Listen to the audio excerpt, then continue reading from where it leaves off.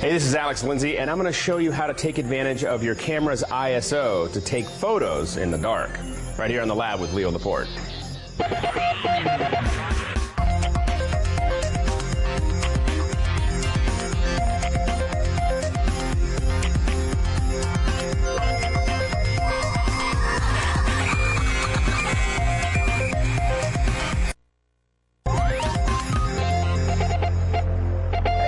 Good to see you and welcome. It's time for the lab. I'm Leo Laporte. This is the show where we explain how technology works. We show you how to buy it, how to use it once you've bought it, what to do with it, you know, because I think a lot of times people buy expensive technology and they use like 1%. They have no idea what to do with it. Ladies and gentlemen, Kate Abraham. Hello. I like your shrug. Thank you. I've been telling you about shrugs. I just learned what a shrug is. It's like a shrunk sweater. Like a micro cardigan. It's a tiny sweater. Yes. It has no purpose apart from it looks quite nice.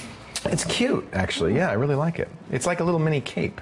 You think capes will come back? Ponchos did. Ponchos did? Ponchos came back about a couple of years ago. My great humiliation in high school, my mom was a weaver, and I always had to wear a hand-woven poncho in high school. See, now that would be funky. Now it would be funky. Then, you know, this was the 70s, it was funky, but it was still a little, I don't know. You see, that's really been the story of my life. I've been a geek since. That's it. It's that poncho. My kids look at pictures of me in high school and they go, "Dad, you were such a geek. Were you on the math team?" I said, "No, I was on the chess team." And they go, "Oh, you were such a geek." All right, this is a show for geeks and non-geeks alike. I'm the geek. You don't have to be. I'll explain how all this stuff works. Episode 174. Alex Lindsay is going to show you how a simple setting on your camera can really improve low light performance. As he said, take pictures in the dark. Okay. Jacob Tran is back. He teaches kids how to program video games. He's going to show something he calls generative art. Okay. Using Flash. Actually, really cool stuff. Rick Yeager is going to show you how to become an invisible man. That's what I should have had. I could have just be a guy floating in a poncho. A floating poncho, that's lovely. A little Photoshop magic coming up, but the most important part of our show is you, our callers. Let's get our first caller on. We have a lovely caller on the line. We have Kim from Prince Rupert in BC, and she's asking a question about how to plot the journey of her pregnancy online. Oh, hi Kim. Thank you, Kate. How are you today? I'm doing good. How are you? I am great. So you're having a baby. Yes, our first. Oh, congratulations. It's so exciting. I know. When are you due? August 10th. Oh, you got a little time. Yeah, a little time. So you would like now to kind of plan ahead for putting baby pictures online, that kind of thing? Yes, and I'd also like to sort of plot my pregnancy. Most of my relatives live in Ontario. Oh, yeah. So it'd be nice for them to be able to sort of keep up with how I'm doing and how things I'm getting and stuff. In fact, you know, I see these all the time on Flickr where people will document, sometimes even as a movie out of a succession of stills, document the pregnancy, and then they start taking pictures of their kids every year, and then you could see the kid growing up. And I think, boy, I wish I'd planned ahead. Mm-hmm. Yeah, but by now it's over. it's over. So I'm glad you're thinking about this now. You know, we have somebody here who's a proud papa, brand new baby. So how old is Malik? Is it Malachi? He's 8 weeks. 8 weeks old. Yeah. We've got the world famous Alex Lindsay is here. So, you know, and Alex is like Mr. Content. He's a photographer. I imagine he's found some pretty good ways of sharing pictures of Malachi. Is it Malachi or Malachi? It's Malachi. Malachi, okay. And the way that I do it, I have to admit, I'm not a big web guy. You know, I take lots of photos. You don't really want to be doing a website. No, so I used, and it depends on what application you're using. My brother uses Flickr for a lot of his stuff. Flickr's a great choice. I use iWeb. You know, I just simply... So I could go online and look at a website with iWeb? Well, yeah. So mine, mine's I think at web.mac.com/Alex Lindsay. Okay. And that is I'm in iPhoto and I just say I want to put this stuff on the web page. And literally, I just select a group of photos, and it creates an RSS feed. Isn't this great? And so what happens is that RSS feed now, anytime I add something to that folder, it automatically uploads that to iWeb. So people who are going to that page, you'll see my updating. It's automatic. It's automatic, so I don't have to do anything. Wow. To have that updated. And they can subscribe to it, so they can automatically get the updated photos. It's taking a little while to read this because the files are fairly large. Now, in order for this to work, you have to be a Mac user. Are you a Mac user? No. You're not, Kim. Okay. So now the other one is like Flickr has a lot of auto uploaders. Yep. So you can have applications that will upload to Flickr. Same thing. You can have people subscribe to it. They can go to the page. You can be updating those things. And my brother uses that a lot, and he's really happy with it. I'm going to say a couple of things that work very well in Windows. One is Windows Live, which is Microsoft's new experimental pages. If you go to live.com, they have photo sharing up there, and that's very similar to what Alex just described, where you upload stuff to that and it can be seen everywhere. Also, there's a great program, and I think this might be the one I'd recommend. It's absolutely free from Google, called Picasa. Now, one of the nice things about Picasa is it's a photo album program. So as you take pictures, you'll put them on your PC, you'll organize them with Picasa, but you can also share them with others through email, prints, and on the web. And that's one of the nice things about Picasa. This is absolutely free. And what you can do is very similar to what Alex is talking about, which is create albums that you can share privately, which I think sometimes is what you want to do. You don't want everybody to see these pictures, but you can also share them publicly if you want. Okay. Another thing a lot of people do is they create blogs. Do you have any inclination to do something like that? I was thinking about blogs too, yeah. You know, my good friend Megan Maroney, who now has twin boys and a 4-year-old daughter, started a mommy blog called Jumping Monkeys, and originally it was about to track her pregnancy and share it with her friends and family. It then became about photos, and now as she's a mommy, she actually is making it more public. It's a way for her sharing, you know, her experiences and what's going on. So a blog is another great way. So lots of pictures you'll find on here, and you can see she's got a photo sharing. This is called Picto Browser, so she could just embed this into the blog, and you can look at pictures of the kids, which is great.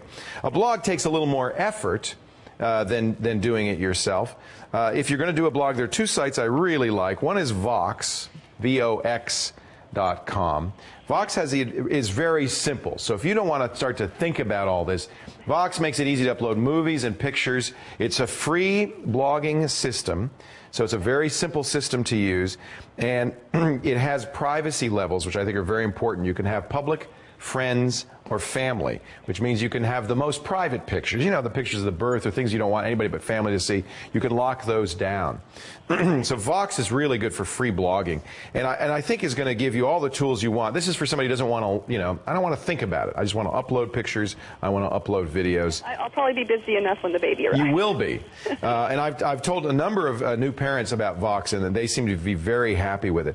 The only negative about Vox, the only thing I'm not crazy about with Vox, is everything's stored on their servers. Now, that's good because you don't have to have a server, you don't have to pay for a server. It's all free. You know, there's some ads, but they're very, you know, there's subtle ads. You can see here there's a Netflix ad right at the top. It's very subtle like that. They're all free, but, you know, it's all on their server. So you want to make sure you keep copies locally and do backups, because it's a little hard to move it off their server if you decide you want to go somewhere else. I think Vox is a very good choice. All the photos. Yeah, I mean, you know, these guys are great. They're going to be around for a long time. You know, I know them. I really like what they do, and I think they do a great job. So if you don't want to go, you know, Picasa would be a good thing if you wanted to kind of have local albums that then you share it on the web, and it's just photos. If you want to do more, like write, put videos up, you know, kind of share more of what's going on, I think Vox is a really good choice. And what you should do is start it now. Say, you know, I'm in my second trimester, and here's how it's going. And you could upload pictures of the sonograms. You could you know, and you could tell your family about it now. To comment on it, they have to join Vox. It's free for them to do so, but it is one more step for them to go through if they want to comment. But that's how they keep stuff private. Okay. And I think that that's probably a good thing. Okay, that would be great. I think this is probably, you know, of all of them, the most complete solution, the easiest to use. Yeah, and I was thinking maybe starting my own website, but that would probably be a little time-consuming. You can always do that, and with WordPress.com, or like Megan did, but then you become a webmaster and you're going to learn more. Start with Vox. I think it's a very good way. It's a personal blogging service that's perfect for new parents, I think. Okay, great. Congratulations, Kim. That's wonderful. Leo. I bet you're really excited.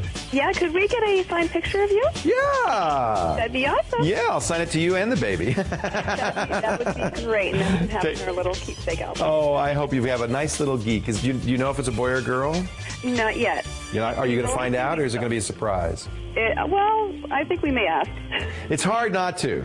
I know. You're in there, and the doctor says, well, I can tell what it is. Do you want to know? And it's like, my wife and I, on our first child, we said, no, we don't want to know. And then I caught her in the bathroom trying to read the records because they had marked, they'd crossed it out, holding it up to the light. I said, honey, if we want to know, we should just ask. So we ended up finding out both times, and it was fine. Hey, have a wonderful, wonderful pregnancy, and congratulations and good luck. Okay, Kim? Yep, thank you. Thanks so much. Nice to talk to you. Nice to talk to you, too. We're going to take a break. Coming back, actually something you should know about Kim, too. Taking pictures in low light. You don't want to flash the baby. ISO, that's the magical term. We'll show you how to use your digital camera to improve your low light pictures when the lab continues. Stay right here.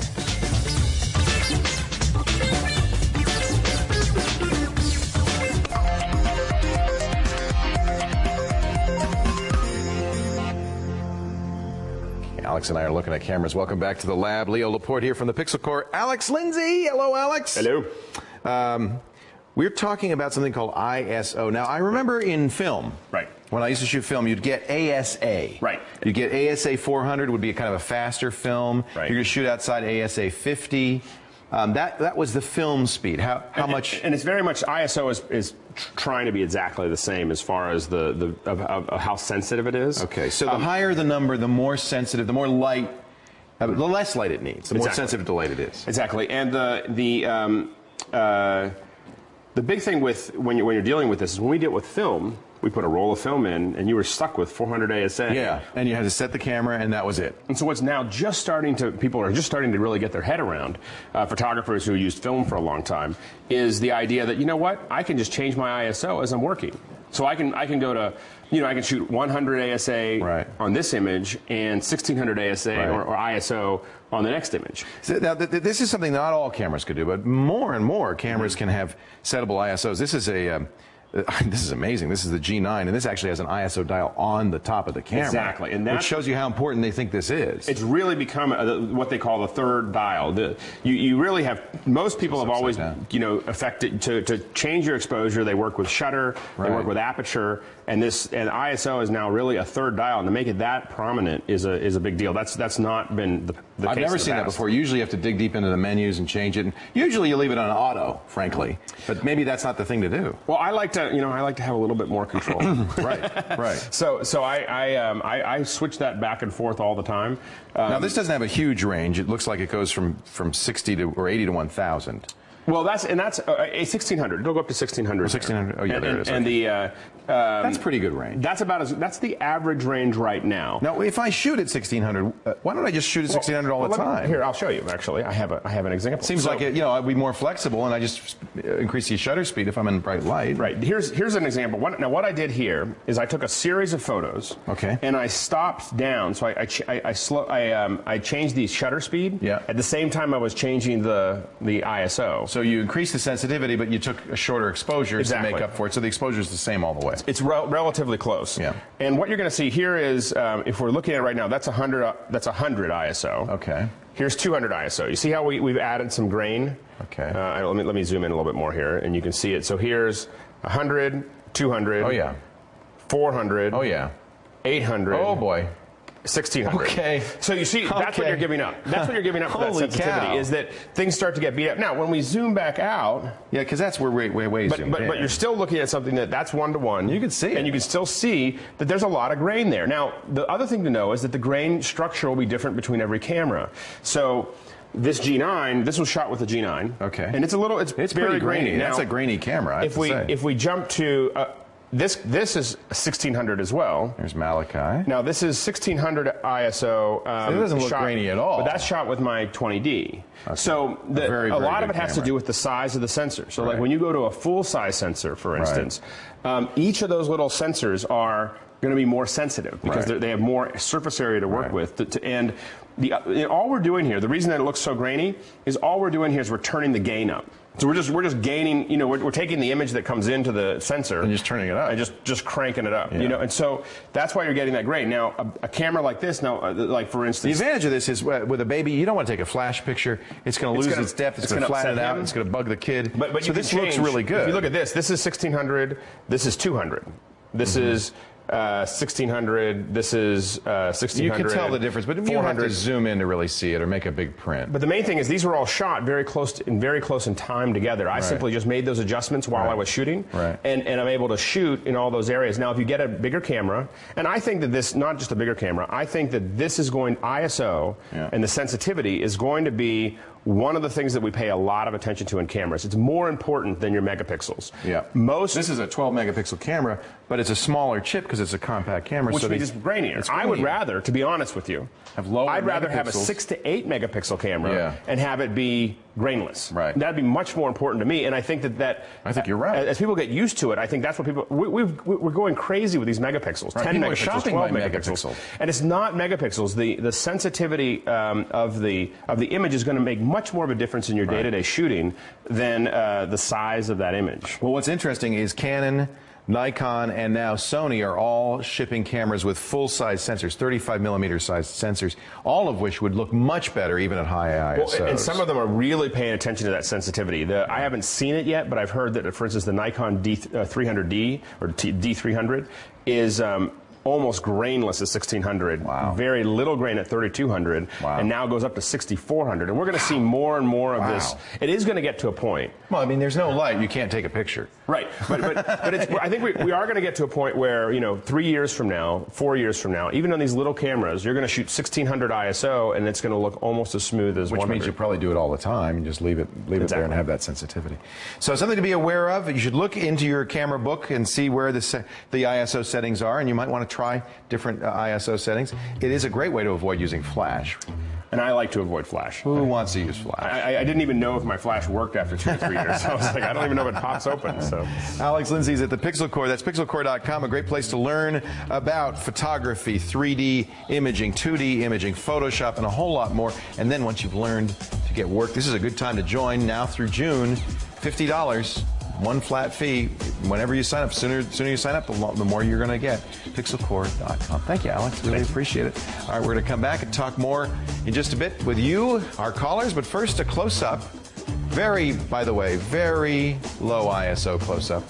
Something you'd find around the lab. I don't know what that is.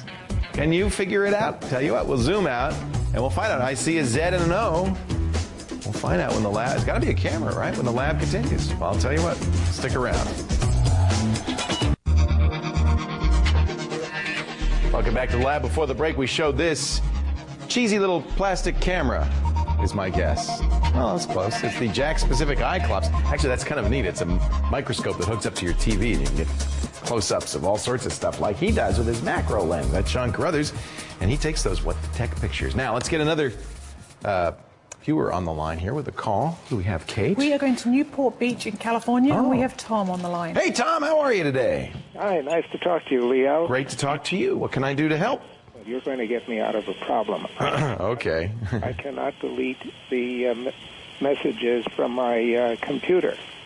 The deleted items folder says I have 51 items in there. It's actually 170 items. Uh-huh.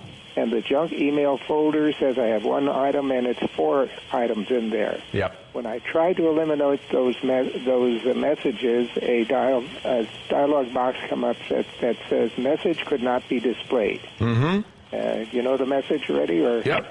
And what happens is, and this happens with all email programs, there's a database of messages, and there's an index to the database. And if either of those gets corrupted, what happens is the program thinks there's messages there and they're not, or vice versa. And so they get out of sync. And really the solution to this is to rebuild the message database. What program do you use? It's the Windows Vista Home Premium. Vista, and you're using the Vista Mail that comes with it? The mail that comes with it. One thing I would suggest, and Microsoft says this too, is they want you to kind of go to Windows Live Mail, which is a much improved and free version of your mail program. So the first thing I'm going to suggest is you go to, this may or may not fix the problem. When you install Windows Live Mail, it will rebuild your database. So this may fix the problem right out of the box. You go to get.live.com. And when you click this, they have a number of programs, but the one you want is the new Live Mail, which is a big improvement. Vista Mail is just, you know, kind of a rewrite of Outlook, but they've, in the meanwhile, continued to work on it, and their new mail is just an excellent, excellent program. So that might fix the problem. I would try that first. If you don't want to do it, I'm going to give you another solution, which you may or may not need to do, and that is to rebuild the mailbox. And this is a complicated, multi-step process. So there's a Microsoft support tech note that describes how to do it. It's 941090. If you go to support.microsoft.com, you'll see we've got 7 steps here, but one of the steps has 8 steps within it. If you go to support.microsoft.com and you enter in a search for 941090, you'll see this rebuild the message store of Windows Mail. What you need to do is find the Windows Mail.ms message store file. That's the database. Believe it or not, well, actually probably more like an index. Believe it or not, deleting this and then deleting any backups will force Mail to rebuild the message database. What that's going to do is it's going to give you a fresh copy, and in that one you'll have the correct number of messages, and if there's stuff you want to delete, you'll now be able to delete it. It won't be blocked. Does that make sense? Well, I'll tell you, I'm not that computer savvy. Yeah. Well, and that's nice of Microsoft to make it so difficult. Used to be you could just open Outlook Express holding down the Option key and it would do it for you. Now you actually have to delete a file. I wish it were easier. The process is really ridiculous. You have to start Windows Mail, go to the Options dialog, click the Advanced tab, click the Maintenance button, click the Store Folder button, find the store location. You have to figure out, in other words, where the messages are stored. When you figure that out, copy it, then search for it. Then when you find it, delete it. Then go to the backup folder in the new folder, delete the contents there, and then restart Windows Mail. And this is ridiculous, but this is what you need to do. I don't know of a simpler way. Well, I do, and that's the first thing I suggested, which is, and I still think this will probably solve your problem, and actually will give you a much better mail. It has spam filtering. It's just a much better mail program. Just surf to get.live.com. You can select the products you want to install. You know, you don't need to have Photo Gallery. You don't need to have Messenger or Writer or Toolbar. So you can uncheck all of those, but do leave Mail checked. It's a very simple install. Once you do it, it will take your messages from the old Vista Mail, and I'm thinking it'll rebuild. I'm pretty sure it'll rebuild that database, and so that's another way to do kind of what we need to do, which is that's what's wrong, is the database is damaged. Does that make sense, Tom? I know it's a little complicated. All right. But the other thing, though, is I'm going to try this in GetLive.com, which you say will get me to Windows Live. That's what I would do. Okay. Microsoft's saying this is a better mail program. I agree. I use it. It's very similar. You're not going to feel at sea. It's just they've improved it. So that's what I'm going to suggest you start with, and maybe that'll fix it, which is get.live.com. You can uncheck everything else, just get Mail, or you can get the other things if you want. These are all free. They're part of Microsoft's Windows Live program, which is a great program. It's some of the best stuff Microsoft's done in years, I think. And the Mail is a big improvement, so I highly recommend it. Tom, I thank you for the call. We're going to take a walk over, say hi to Mr. Ryan Ewell. Now, see if Ryan, if you find a free program to rebuild your mail database, let us know about that. But it used to be it was an easy thing to do. Now they've made it ridiculously difficult. But it's something people have to do frequently. Now, what do you got here for us? We're on Windows. Yes, and sir. If people have heard of or seen a photo mosaic, essentially, I love that. It's a picture that you can see what's going on, but inside is all these little pictures. Isn't that fun? They're so cool. Yeah. And so I found this program for Windows called Andrea Mosaic. It makes one. It actually can make it for you, and it's really simple. So it's a 3-step process. The first step, where your pictures. So you just hit Find Tiles, you go Create a Collection, and you just... It's best if you have a large number of photos to choose from. Otherwise they repeat a lot. I use 49, so you're probably going to see some... You want thousands is what you want. You want a lot. Yeah. But for this, I didn't use that many. And then what you do is you can set the settings. These would be your own photos on your hard drive. Yes, on your local hard drive. And then you just give it the parameters of how big you want it, how many tiles, if you want repeats, if you don't want repeats. This would be a great way to make a poster. We're getting there. Oh, good. And then all you have to do is create the template. So what you want the final kind of overall picture look like. That's really easy. You just hit Add Image and then select So you can that. actually make it look like another one of your images. Yeah, and then, so you could like have a picture of Ryan made up of little tiny pictures of Ryan. Exactly. That kind of thing. We'll show you. We're going to do one. And then you just hit Create Mosaic, and depending on how complex, it might take like 2, 3, 4 minutes. Yeah. But here's the end result. So here's the lab with Leo. And now, if you zoom in, you'll see these are all pictures. In, yeah. And there you go. That's actually made up of all those pictures. That was only 49. That actually is a pretty good result. There's 49 pictures, and I told it that it could not repeat more than every 3 pictures. So every 3 pictures will be a different at least. So very cool. You can give it all the different parameters. It's really cool. What's the name of that? It's called Andrea Mosaic. I like that. And it's free, which is nice. Free you for find Windows. all of Ryan's jewels on the website. Labwithleo.com. Jewels, free files, they're all there. This one, I like this one a lot. It's visual, it's easy, and it makes stuff that's really cool. Very cool. Thank you, Ryan. Well, I appreciate that. I love photo mosaic. You know, there's the Mac OS X Leopard now has a screensaver that does that automatically out of iPhotos. It's so cool. All right, coming up in just a bit, we're going to show you how to create your own generative art. It's kind of like this in a way. You'll see. With Flash, Jacob Tran, who teaches video game design at Vancouver Film School, will join us. But first, our quick quiz question of the day. Which 2 companies jointly developed the compact disc? They invented the CD. Was it Sony and Philips? I'm sorry, Sony and Toshiba, Sony and Philips, Philips and JVC, Microsoft and Apple. Think about it. I'll tell you what. I'll tell you who did it a little later on as the lab continues. Stay here.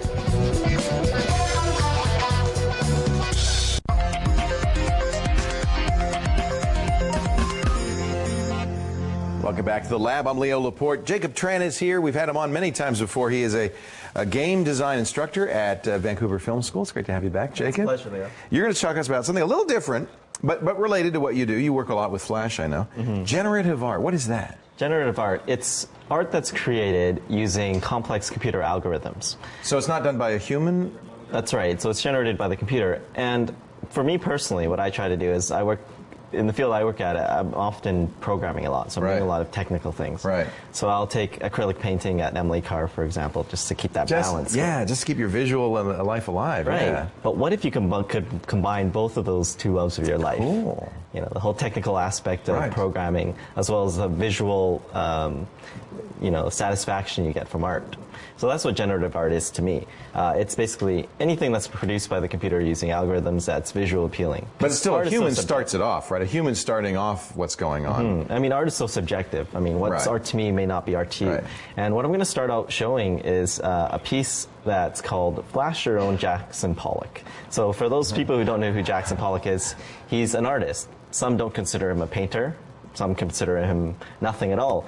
And basically his technique is to take paintbrushes, dip them in paint so they're really soaked, and just run them all over the canvas. So his paintbrush never actually touches the canvas. He's big on drips. Yeah. But is he a painter, right? You may say he's controversial, but generally considered one of the great artists of the 20th century. Exactly. He really revolutionized what art is, right? So here's a site called jacksonpollock.org. Isn't that pretty? Yeah, and so you can draw all across the screen, and every time you click, it changes the color palette to a random color. So you can essentially create your own Jackson Pollock. You're still painting, it's just that the computer's helping you. Exactly. And when you're happy with it, you can click on this heart and submit it to their site, and you can see a bunch of other people's Jackson Pollocks that they really love. Really neat. That's jacksonpollock.org. Is that the Jackson Pollock estate, or it's just somebody who's using that name and created it's Flash, right? Yeah, I'm not sure if it's the official Jackson Pollock site or not. Yeah. Probably isn't. Yeah. But what really makes Flash a great tool for creating generative art is that it's so visual and it's so designer friendly. Right. So you have... And you can write programs in it. It's not just animation. We see a lot of animation, but it can also be programmed, and that's what that is, right? You're right. So the scripting language is, especially if you're using AS2, it's powerful enough to do that, yeah. So I'm going to talk a bit about the technical side of how Flash works and how this is created. It's basically using something called vectored art. So all this art here is described mathematically. Right. And what Flash does in this second example, which is called Secure Cherry Blossoms by... This is beautiful. It's by an artist named Grant Skinner, who's from Edmonton, Alberta, actually. But what Flash does is it takes this vectored art, and if it left it in vector format, by the time it drew the third tree, this laptop's processor would be too much work. Yeah, it'd be killing it. So what it does is it has this ability to blit it to a bitmap. So it draws it and then copies it as a picture. Right to the background of the bitmap. That's neat. And frees up the processor so that you can do more complex algorithms. So this is sophisticated. Now, every time I go back here, will it be different painting? Yes, exactly, Leo. So what this is actually doing is it's using biological algorithms of how secure cherry blossom trees grow. And so using that with Flash's random, number generator, you can create random trees every time you refresh this page. A lot of generative art does play on that. It uses fractals and other techniques to make it look natural, make it look real. Right? Exactly. Yeah. So that's sort of art that is created for some kind of structure. Right. Sometimes you have art that is sort of the byproduct of what you're trying to produce. So this second example is by Jeremy Thorpe. And he didn't start out trying to create generative art, but when I look at it, I see art. And what it is it's called Darwinstruments. So it's a combination of Darwin and instruments. They're evolving? Yeah, so they're evolving. And I wish we had audio output. I should have told you guys this, but... Well, turn it up. We might be able to hear a little bit of it. Yeah. So basically what this is when you roll over any of these audio specimens, it basically has an audio signature associated with it. And if you enjoy that piece of audio that it's playing, you can actually select it. And when you select the two pieces of instruments that you enjoy, you can hybridize them and they create offspring. You're right. He wasn't trying to do art here, but it came out pretty artistic. That's exactly. Really so sometimes generative art is the result of experiments that people are trying to do. And what his goal here is he's trying to create essentially the ideal audio signature that sort of beats well inside you in terms of what you hear. So if you continue to hybridize, let's say to the 23rd iteration, you should have an audio file that you truly enjoy and something that speaks to what you like. We're just going to have to send people to this site so they can do it for themselves and hear it for themselves. And so it's a complicated link, but we'll put a link in the show notes for sure Leo for that. And so I have two more examples. One is called a mesotype, and I'm going to type in the word Leo here, and I'm going to start the search. And this is really great because it sort of segues what Ryan was doing earlier. It's like a photo mosaic? It's a photo mosaic, but what it does is it links to a database. So it links to the Amazon.com database and pulls up everything that has the word Leo in it. And it spells my name. And creates the word Leo. Isn't that fun? Yeah. And so when I was doing this yesterday, I actually saw a book here. Let's see if I can find it again. That actually had your face on it. Yeah, probably one of my books. I've written 13. There's one over on the right. Over all the way on the right. Oh, now it's buried. There you go. So you can actually zoom in and zoom out on it. Oh, and how you can actually select that book and purchase it if you want on Amazon. So the last That's really cool. Yeah, so the last example I'm going to show you is something written in Java. So there's other tools that can do this. Right. Flash is just the most designer-friendly tool. The other two that are really popular, one is Java, and the other is processing, but they require a little bit more technical knowledge to create them. Okay. What is the other one? I never heard of it. Processing. Processing.org if you want to know more about it. And so this example here is called Thinking Machine, and it's basically computer AI. So when I move a chess piece here, it shows me what the computer is thinking. And look at this output.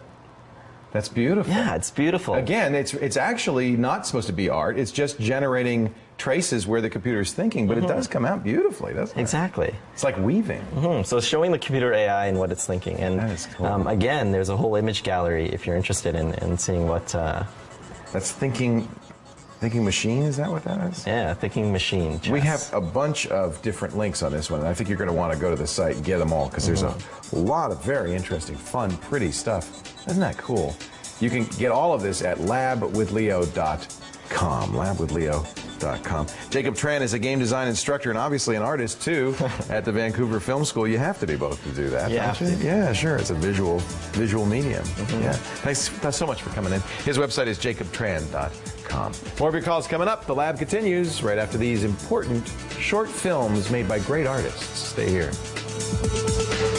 9, 8 commercials, 7, 6, 5 commercials, 4, 3, 2, 1.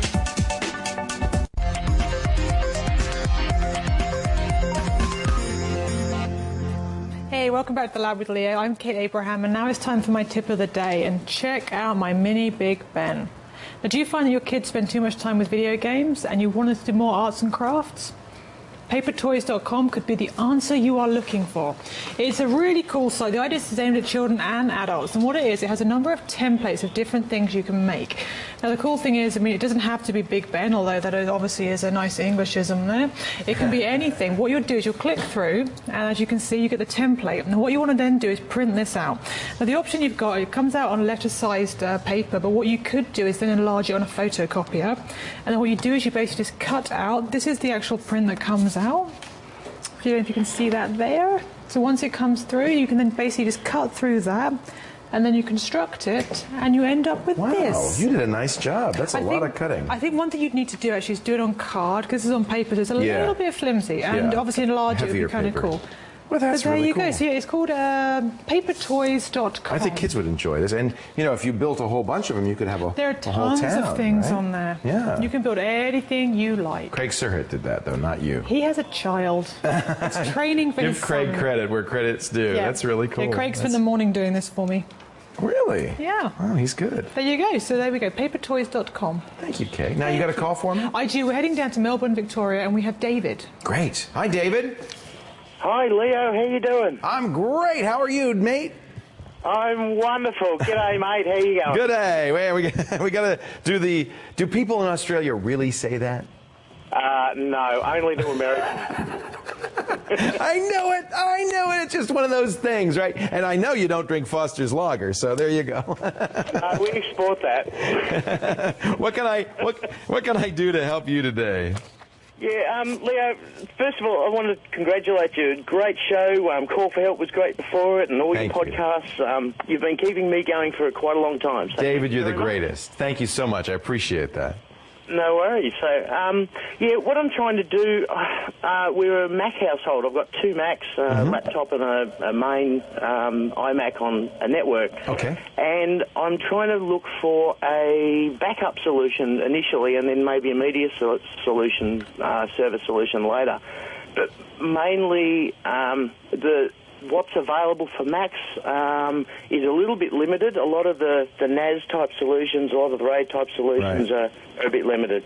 I've been looking at online, but the one problem I have with the online is getting the uploads isn't a problem, but internet access is relatively expensive in Australia, and to stay within my limit, it'd take me about a year to restore, which defeats the purpose of having a backup in the first place. Yeah. So, no kidding.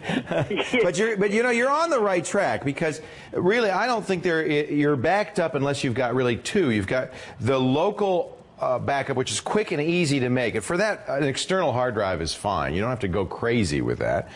They're inexpensive, they're fast, and that's really key. You want to be able to do something that's very quickly.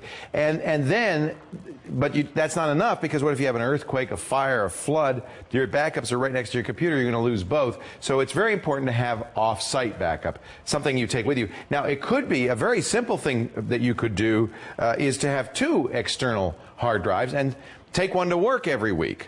That's fast, it's easy, it's simple, and you're guaranteed never to lose more than a week's worth of data. You mentioned online backup, and it does sound like that's not a good solution for you. I use online backup all the time, and there are a lot of different ways to do this. There's Mozy.com, M-O-Z-Y.com, which is Mac and Windows friendly, Carbonite.com, which is Windows friendly. There's also something called Jungle Disk, which is kind of neat, which uses the very inexpensive Amazon S3 storage, and you can back up to that. But since your data is not widely and easily available by download, I think you're absolutely right. This would be a bad idea. So let's just get two external, or maybe more, 3 external hard drives, and swap them out. Bring one to work or somewhere else. Home if it's at work. And by doing so, I think you're gonna keep it'll be easy. I mean, if backing up isn't easy, then you won't do it, right? That's exactly right. Yeah, nobody will do it. Now, I'm going to show you a great Mac program that I use called ChronoSync. It's from Econ Technologies, ChronoSync. Now, the advantage of ChronoSync is this is a little program that will run in the background all the time. If your external drive is plugged in, it'll make sure. I copy just the home folder, by the way. I don't copy applications. I don't copy the operating system, just the home folder. I have my home folder backed up to an external drive. ChronoSync does it automatically, so you don't have to think about it. It just makes a simple copy. By the way, only $30, which I like. It just makes a simple copy. It doesn't use any special fancy, database or anything like that. And I like that because what that means is you can restore right from your external hard drive when something goes bad. There's another great program for the Mac called Super Duper. They will soon be Leopard compatible. As of this taping, they are not. But once Super Duper from Shirt Pocket is Leopard compatible, that would be another excellent choice. Same idea, automatic backup. The advantage of Super Duper is it's bootable. So if your hard drive dies, you can boot from that external drive and you're exactly where you want to be. You haven't lost anything. But the key is get a couple of these, rotate them out. Get one off site, and you'll be fine. That's the simplest, easiest way to do it, and it always works. Sounds great. Thanks, Leo. David, great to talk to you. I've got a quick request suggestion. Yes. Any chance of doing a review or getting some of the guys online from Linux MCE? Yeah. They're doing a Linux version of a media center. Runs on Kubuntu. That's, you know what? We have some great Linux guys. We'll give them an assignment to show us how to build a Linux MCE system. That's actually a very, very good idea, something I've wanted to do for a while. Something I'm looking at doing, so I'd love to get your input. Deal. David, thank you for the input. We love hearing your suggestions. No worries. Thanks a lot, Leo. Take care, David. Might talk to you soon. All right. Bye-bye. Thanks a lot. Come to Australia. Yeah. I'm coming to Tasmania, I think, in April, but I'll let you know the details. We're going to take a break. When we come back, we're going to show you how to be an invisible man. Rick Yeager will show you a very cool Photoshop technique. You stay here for that. But before we go, one more chance to take our daily quiz of the day. Our question today is... What is the question today? Which two companies jointly developed the compact disc? Was it Sony and Toshiba, Sony and Philips, Philips and JVC, or Microsoft and Apple? Huh? I know the answer. Do you? Tell you what, stick around. We'll tell you when the lab continues.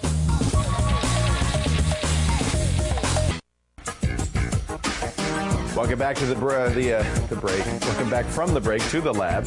Which two companies jointly developed the CD? It was Sony and Philips. Philips actually owns the name CD. In fact, recently, they said, we're going to pull the name CD. We're not going to allow you to call it an official compact disc if you put copy protection on it. Right on, Philips, right on. Stick it to the man. I don't think Sony would have said that. No. I think Sony's notorious for copy protection. Hey, look who's here, Mr. Rick Yeager, the Mac Merc. Me. A very talented Photoshop artist. He did some great graphics for Leoville you were just showing me. I'm really excited about that for my website. Show you those after this. Cool. But we're going to now learn a little Photoshop technique he calls the invisible man. Well, I got the idea from this website, filmwise.com. Have you ever been there? No. Okay, they've got all kinds of little movie trivia things going on. One of their games is called The Invisibles. And they take a screenshot of a movie, and they take the human part out of... Oh, that's interesting. And then is it like a game you have to identify? Yeah, and you have to identify them, and if you score high, you get mentioned on the side. It's kind of creepy. It looks like the Headless Horseman. Right, and every so often they have user-submitted ones. Yeah. So I'm going to show you with Dr. Tiki. Here's how you do it. How you might do a user-submitted one. This is from Photoshop. In Photoshop. First thing you want to do is kind of strategize. I'm going to make Dr. Tiki invisible. I'm going to leave you as is. I think that's a good idea. That's a good idea. Okay, so you see here with my outlines, I want to fill these areas with... How painstaking do you have to do that? Well, for a website like that, not too painstaking. Okay. So you want to get rid of his hands, get rid of his head, and just leave this spot in here. So you do that by cloning. And everyone loves cloning. So I'm going to show you first how to get rid of his hands. Okay.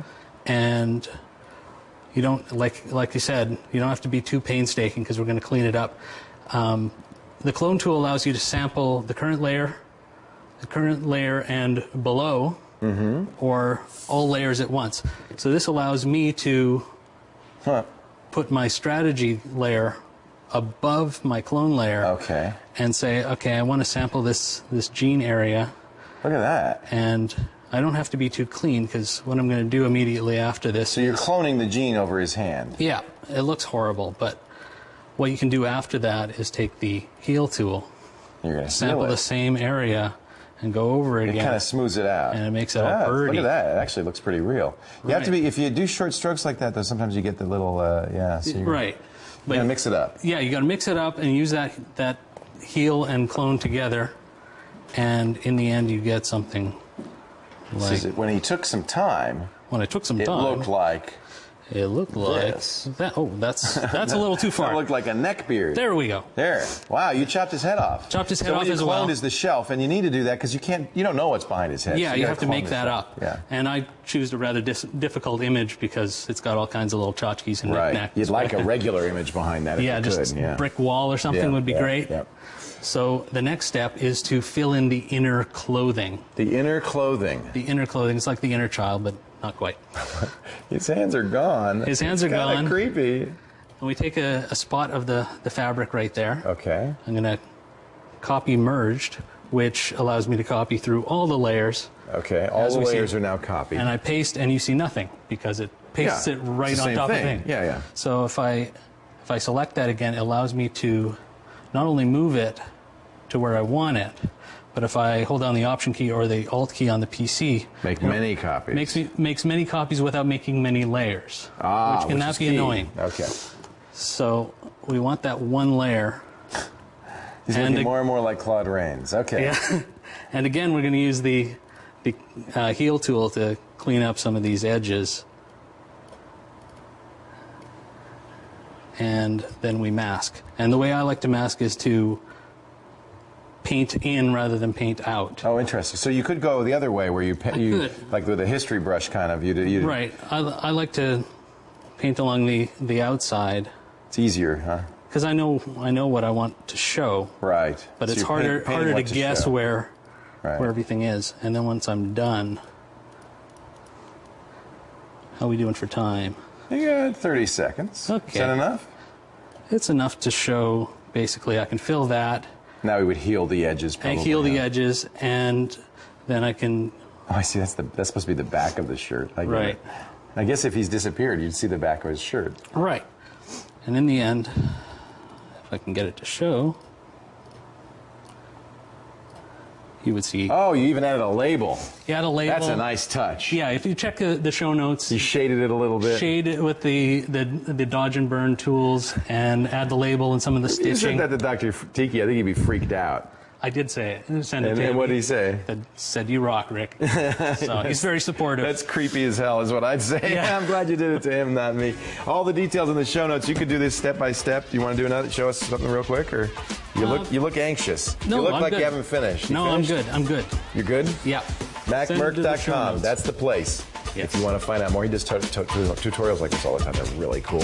And of course, the show notes have the step-by-step for this one. Thank you, Rick, Mr. MacMerc. Very welcome. We appreciate it. We'll be back with the final word right after this. Don't disappear. Don't be like that. Don't be that guy.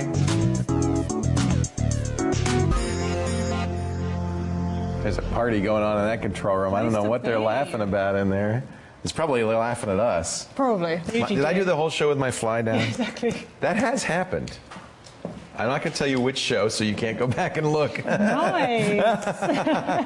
Nothing was revealed. Nothing was revealed. It's just, because let's not get into it. That's a whole different part. It's a whole different kind of a show. I hope you enjoyed episode 174. I certainly did. We thank you so much for stopping by. We do remind you, we'd like to get your calls from all over the world. And we had some great calls today from Australia and the States. How can they get involved? Go to lapwithleo.com/tech questions. This form's there. Just fill that in, then we'll get you on the show. We'll use your Skype, which would be great because we do love the webcams. Yeah. The more we can see, the better. Yeah, and no question too simple, too hard. Nope.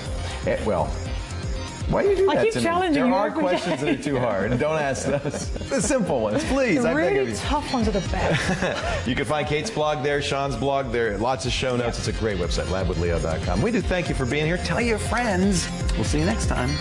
Lab.